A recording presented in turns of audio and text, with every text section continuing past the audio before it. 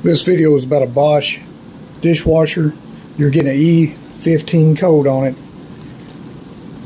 right here, and it's not washing. Chances are it's going to be this problem. On the side of the dishwasher, pull that flap back. Look right under here, that little dish right there in the middle, there's a little piece of styrofoam right here. When water gets in there, it pushes up on that little black button right here. You can pull that out, you can get that water out of there, that'll stop it, you can start it again.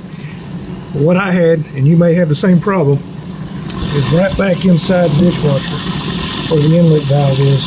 See that little blue knob right there, the little blue plug-in. That whole module is this right here. And that's where the inlet valve comes in.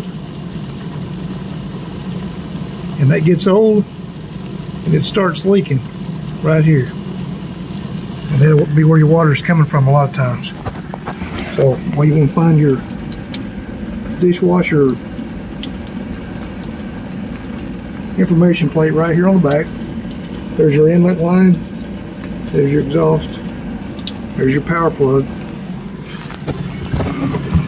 You can order that from a parts store. It's about $25 delivered to your door. And it's pretty easy to put on. All it is one of these little connectors on this nipple.